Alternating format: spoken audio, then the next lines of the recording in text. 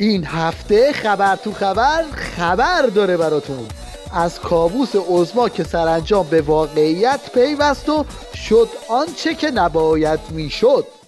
بخش دیگری از سخنان ترامپ به موضوع سپاه پاسداران اختصاص داشت. ترامپ سپاه پاسداران انقلاب اسلامی را به عنوان یک نهاد قانون اساسی ایران سازمان تروریستی خواند و گفت سپاه را تحریم می‌کنیم.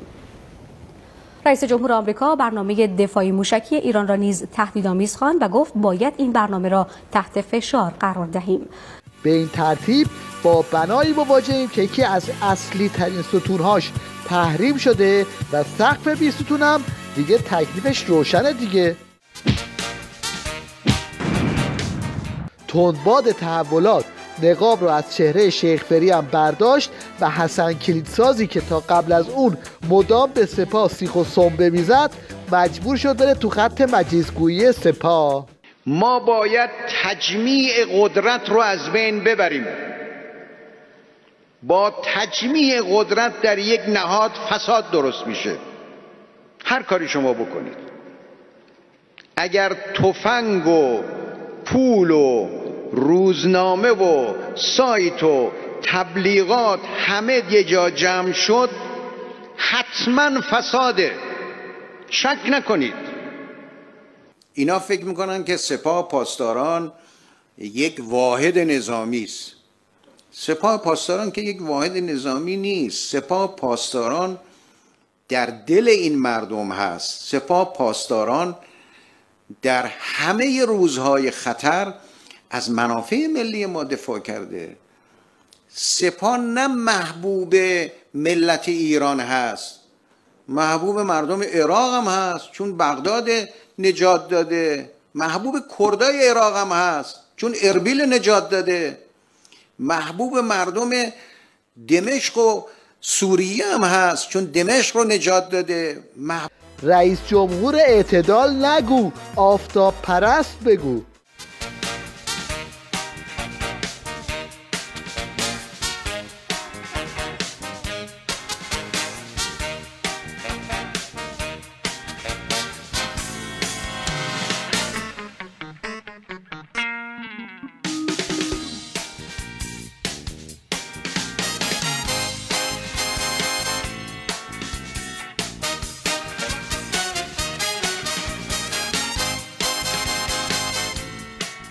اینم مصاحبه ممجواد ظریف که اگه هیچی هم نگه از روی چشماش میشه فهمید که چطوری زهره ترک شده. سپاه پاسداران انقلاب اسلامی یک افتخار برای کشور هست، ضامن دفاع از کشور. من دارم میگیرم و تداوم انقلاب کشور بوده. نقش سپاه در جنگ تحمیلی یک نقش بسیار درخشانی هست و آمریکایی‌ها با چنین اقداماتی خودشون رو در واقع از مردم ایران بیشتر منزوی‌تر میکنن و منفورتر میشن در چشم مردم ایران. حالا دو کلمه هم از این سرپاسدار سرتروریست بشنوید که تعارفات رو گذاشته کنار و به سرعت از مأموریت اصلی سپاه پرده برمی‌داره. دفاع از مرزهای کشور در مقابل هجوم دشمن خارجی وظیفه دوم ماه که در واقع این حفظ تمامیت ارضی وظیفه اصلی برادر ارتش هست. این ما باید کمک برادر ارتش بکنیم، در واقع به عنوان وظیفه دوم. وظیفه اصلی سپاه و اولیه سپاه دفاع از انقلاب اسلامی و دستاوردهای اون. ضربه‌ای که به ملاج عظما وارد شده همه آخوندا رو گیج کرده. این دایناسور جمعه بازار که اصلا اسم رئیس جمهور آمریکا رو هم فراموش کرده. یکی دو جمله با آقای اوباما صحبت داریم و یکی دو جمله هم در رابطه با اقلیم کردستان عراق. اوباما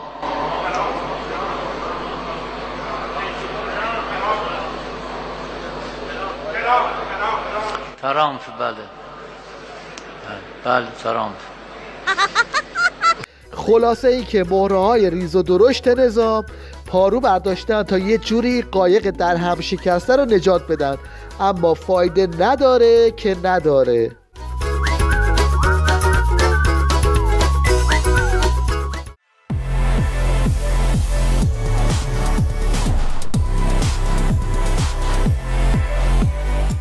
آخوندایی که یه زمانی با زانوی خوریم سراغ خونه کت خدا رو میگرفتن، حالا با گوشهای آویزون دست به دامن خانوم موگرینی شدن تا شاید یه فرجی بشه. منهای اسرائیل و عربستان که همه هزینه ها را برای امریکا می کنند، در این میانه اروپا هم طرف ایران است. خانم موگرینی نماینده اتحادیه اروپا تا چند روز دیگر برای چندمین بار به کاخ سفید می رود تا به رئیس جمهور امریکا بگوید توپی که به زمین کنگره انداخته ممکن است وارد دروازه خودش شود. البته خودشون هم میدونن که مساعدت‌های موگرینی هیچ دردی از عظما دوا نمیکنه و کله پا شدنش حتمیه.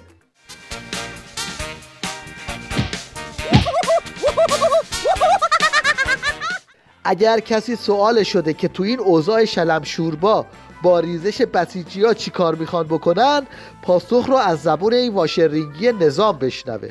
آمریکا هم اگر بخواد ما رو بزنه به خاطر اسرائیل میزنه. درست شد؟ خب اینو اسرائیل خودش خوب میدونه که اگر احیانا بخواد ما رو با اتمی بزنه، قبل از اینکه اتمیش به ایران برسه با اتمی رفته هوا. چرا؟ یه تأسیسات رو به نام دیمونا رو زمینه، نیروگاه هسته‌ای دیمونا و مرکز تولید مواد هسته‌ای. فقط کافیه این کلاهک بتونیه که این رو بترکه، میشه نشت هسته‌ای. شد نشت هسته‌ای، در پیرامونش هر چی گداخت میشه. یادتونید حادثه چرنوبیل رو؟ نیروگاه چرنوبیل یهو نشت هسته‌ای کرد، این کلاهک یهو ترک برداشت، 280,000 نفر مردن. این بغل دست تل آویوه، نزدیک تل آویوه. یه دونه موشک رو این کلهه بخوره، فاصله موشک شما تا اون چقدره؟ اگه حزب الله بزنه 150 کیلومتر، اگه حماس بزنه 65 کیلومتر، اگه از کرانه باختری بزنن 22 کیلومتر. هر سه جا موشک هست.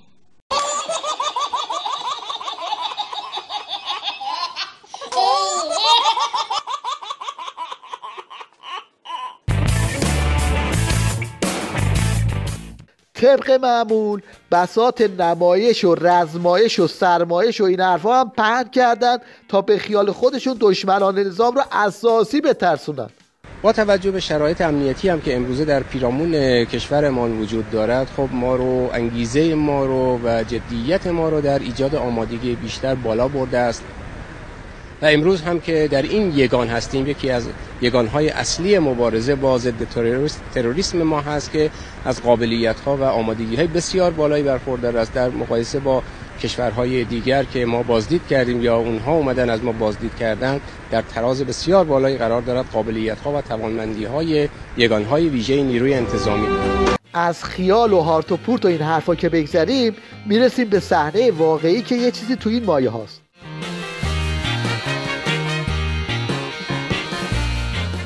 بله دیگه، زمین که سفت باشه گاوا به هم شاخ میزنن. اینم دعوای نماینده مجلس آخوندا با معاون استاندار خراسان. آبرو و حیثیت نیشابوری ها برباد داده بشه. به خصوص خانم ها من بود.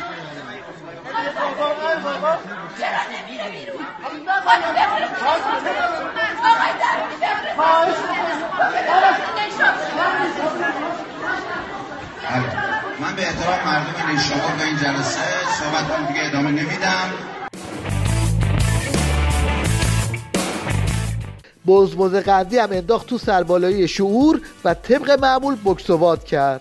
این طبقات که عرض کردیم میگن طبقه، اون عرض کردم جامعه بی طبقه توحیدی که اشاره کردم، اون دیدگاه های چپ منظورشون از طبقه تعریف مارکسیستی طبقه بود، منظورشون از توحیدم وحدت طبقاتی و اجتماعی بود، نه ای توحید الهی و معنوی که میاد شباهت لفظی استفاده میکنه. این جامعه بی طبقه توحیدی که نیروهای انقلاب اسلامی میگفتن، متحری صریح یه جایی میگه، رهبری عیناً تو بحثاش قبل از انقلاب هست که ما دنبال جامعه بی طبقه توحیدی هستیم. او بی طبقه و توحیدی یعنی چی؟ همه هر روز یک غذا کل ملت امروز باید آبگوش بخورن، فردا همه باید چلو کباب بخورن، پس فردا باید نمیدونم آب خیار بخورن. این نیست. نمیدونم چرا ولی وقتی این بزبز قندی داشت به جای سخنرانی کل و ملق میزد یاد این فیلم افتادم.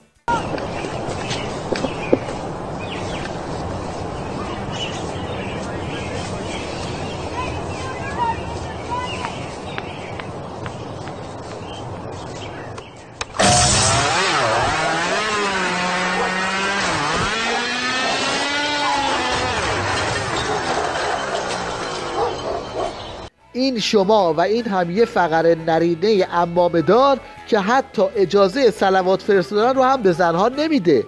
شما بلال هستی؟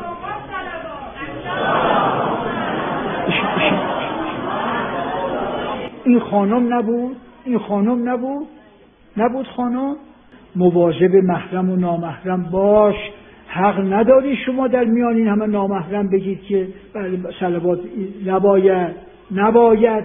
جا داره یادی هم بکنیم از معجزه عظما که در نوع خودش لنگه نداره. خدا رحمت کنه مرحوم آیت الله سید حسن موسوی آدریونی در قم بودن. ایشون میگفتن که ما به این نتیجه رسیدیم که آقای خامنه‌ای معجزه هم دارن، نه تنها ایشون رهبرم آیت الله معجزه هم دارن. ما خیلی تعجب میکنیم چون میدونستیم ایشون اساسا یه آدم ضد انقلابه. گفتیم خب حضرت آقا منظورتون چه معجزه‌ای دارن؟ میگم معجزه ایشون اینه که دیگران درس خوندن ایشون آیت الله شدن. خیلی مهمه ها، دیگران درس خوندن اما آیت اللهشون. این شما و این یکی دیگه از شگفتی‌های اقتصاد مقاومتی. ببینید در عرض 20 ثانیه چطوری سرعتش از 0 میرسه به 260.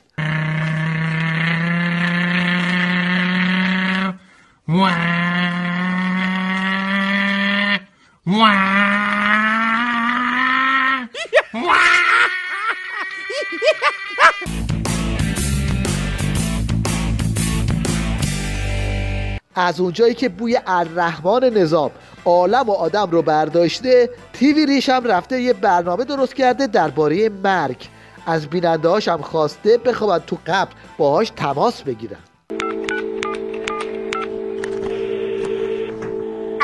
بله شما پیامک زده بودین که بیاین داخل قبر، درسته؟ چند بار اسمس داده بودیم کالر شرکت در برنامه خوبتون بودیم. شما خودتون نوشید زیاد فرصت زندگی ندارین. کجا تشریف دارین الان؟ دلقک خمینی که 38 ساله توی تیویریش مزخرف میگه، این هفته حسین دوربینی رو از بین جمعیت انداخت بیرون و یه چنین فضاحتی به بار آورد. من حواسم پرت میشه تو دوربین نگه دارید. آقا شما پاشو برو. آقا کی هستی؟ آره پاشو برو اینجا. چون ایشون میاد هی خودشون دوربین در دوربین برام کردم کن. دوربین اومده دوربین بازی کنه. پاشو برو بیرون. من 100 دفعه تو تلویزیون دیدمت. یه جا باشه پیدا نباشه ایشون. اللهم صل علی محمد و آل محمد. پشت پایش بهشونید. البته از اونجایی که این فیلم تو فضای مجازی چرخید و قرائتی رو سکه پول کرد، مجبور شد دوباره بیاد جلوی دوربین رو بگه آقا غلط کردی. نسبت به همه کارهایی که نباید و از من سر زده از خدا عذرخواهی میکنم. آقای دوربینی، همین آقایی که مخاطب من بود. یعنی این میخواست یه کاری کنه که حسین دوربینی رو شوت کنه، اما چهارچرخ خودش رفت رو هوا. یا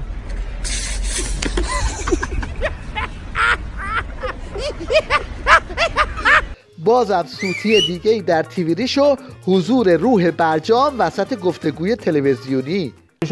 اختلاف وجوده، همین که در واقع